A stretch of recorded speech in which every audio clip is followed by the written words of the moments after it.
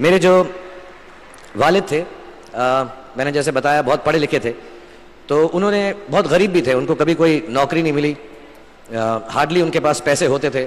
जो भी बिजनेस उन्होंने शुरू किया, इतनी तालीम हासिल करने के बाद भी वो फेलियर ही रहा। लेकिन उन्होंने बहुत प्यार दिया, और क्योंकि उनके पास पैसे नहीं होते थे तो मेरे हर जन्मदिन पे अपनी कोई पुरानी चीज़ मुझको दे दिया करते थे। तो पहली पुरानी चीज़ जो, और बहुत बड़ा चढ़ा के उर्दू में अच्छे अच्छे अल्फाज यूज़ करके मुझे इंप्रेस करते थे कि बहुत अच्छा प्रेजेंट दिया है मुझको। तो वो मुझे पहली चीज़ उन्होंने मुझे, ये मैं हर जगह पर बोलता हूँ, स्कूल के बच्चों के फंक्शन पे, येल यूनिवर्सिटी में, एडिनबरा में, क्योंकि आप लोग सब अपनी लाइफ के उस थ्रेशोल्ड पे हैं जहाँ से आपको कामयाबी हासिल करनी है इंशाल्लाह। सो पहली चीज़ जो उन्होंने मुझे दी थी, उन्होंने मुझे अपना शतरंज का सेट दिया था, टूटा फूटा सा। वो शतरंज हर रोज़ खेलते थे। हनुमान मंदिर के जो हेड प्रीस्ट थे, पंडित थे, उनके साथ रात को जाके मेरे वालिद जो हैं शतरंज खेलते थे। और उन्होंने मुझे कहा कि शतरंज से आप ज़िंदगी के बारे में बहुत कुछ चीज़ें सीख सकते हैं। पहली ये कि कोऑपरेशन और साथ मिलजुल कर काम कैसे करना है। दूसरी ये कि ज़िंदगी में आगे बढ़ने के लिए कभी कभी पीछे भी हटना पड़ता है। तीसरी ये कि जो छोटे लोग होते हैं, जो आप समझते हैं, कई लोग ऐसी बात मानते हैं, जो पॉन्स होते हैं, जो प्यादे होते हैं, उनकी सबसे ज़्यादा इज्जत करना ज़िंदगी के अंदर। कोई भी इंसान छोटा नहीं होता, हमेशा हमेशा ज़िंदगी में काम आता है।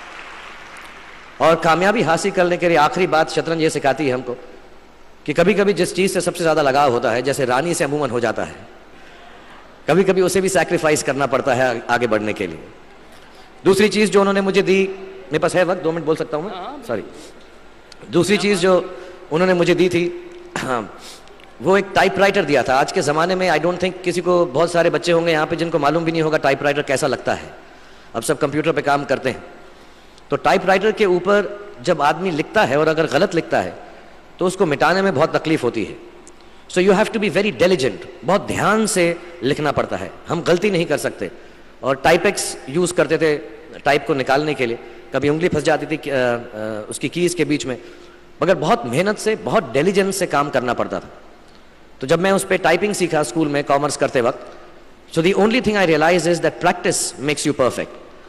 तो जो भी काम आप जिंदगी में करें उसको डेलिजेंस से करें, ऐसा करें कि कोई गलती ना हो, अपना पूरा दिमाग लगा कर करें, सोच समझ कर करें।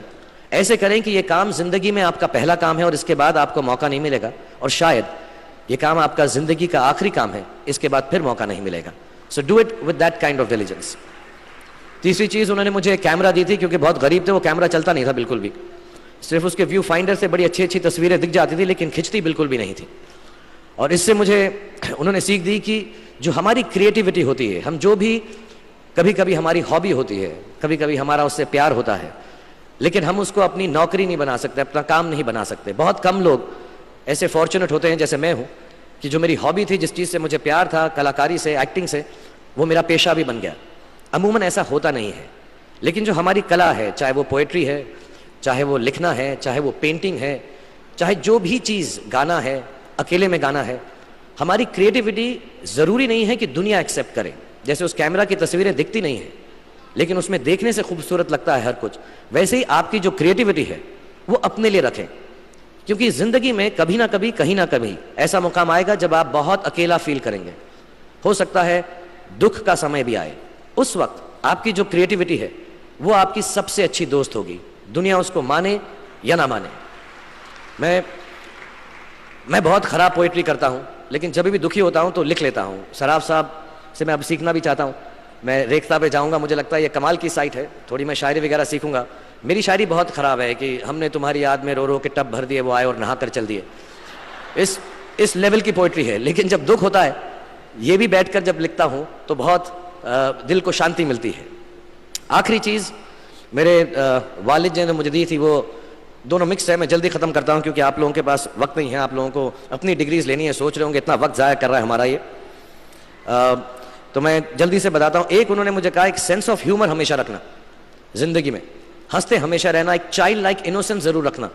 जैसे एक छोटे बच्चे की जो एक इनोसेंस होती है, जो उसका दुनिया की तरफ जो नज़रिया होता है बड़ा इनोसेंट सा होता है, उसमें कोई खामी नहीं होती, गलती नहीं होती, अभी दुनियावी बातें नहीं आई होती, तो वैसे ही रखना।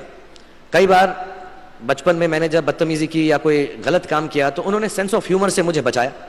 और ज़िंदगी भर अगर आप अपने ऊपर, अपने हाल पे, दुनिया पे क्योंकि लोग आपसे हर कोई बात कहेंगे, अच्छी बात भी कहेंगे, बुरी बात भी कहेंगे, क्योंकि लोगों का काम है कहना। अगर आप उसको एक सेंस ऑफ ह्यूमर से देख सकेंगे तो ज़िंदगी जो है बहुत बेहतर रहेगी। And last not the least, what my father gave me, what my mother gave me and what your parents have given you, आपके जो पेरेंट्स हैं जो आपको दिया है, वो सबसे बड़ी गिफ्ट है, गिफ्ट ऑफ लाइफ। ज़िंदगी की जो ज़िंदगी एक खुद ही सबसे बड़ा तोहफा है हमारी ज़िंदगी, और उसको वैसे ही ट्रीट कीजिए। ज़िंदगी के अंदर जो भी मुकाम आए, जैसी भी चीज़ें हों, अच्छा हो बुरा हो, कभी अंधेरा हो कभी उजाला हो, हर चीज़ को रिस्पेक्ट कीजिए और ज़िंदगी में ग्रेस रखिए हर इंसान की तरफ। हर इंसान जो भी आपसे जो भी बात करेगा वो अपनी मुसीबत के हिसाब से करेगा, अपनी हैसियत के हिसाब से करेगा, कभी गलत बात भी बोलेगा, ऊंची बात भी बोलेगा। जब आप काम करेंगे, जब आप बड़ी बड़ी कंपनीज के अंदर नौकरी हासिल करेंगे, आपका हमेशा झगड़ा रहेगा, जो मेरा जूनियर है वो ऐसी बात करता है, मेरा सीनियर जो है ऐसी बात करता है। लेकिन सब जो हैं ज़िंदगी से जूझ रहे हैं, इस ज़िंदगी में कुछ बनने की कोशिश कर रहे हैं। सो वो ग्रेस जो है, वो लीवे जो है, हर किसी को दीजिएगा जो आपके साथी हैं, जो आपके साथ साथ काम कर रहे हैं, जो आपका साथ काम नहीं भी कर रहे हैं और जो आपका साथ नहीं भी दे रहे। ग्रेस से बड़ी चीज़ आप ज़िंदगी को वापस नहीं लौटा सकते।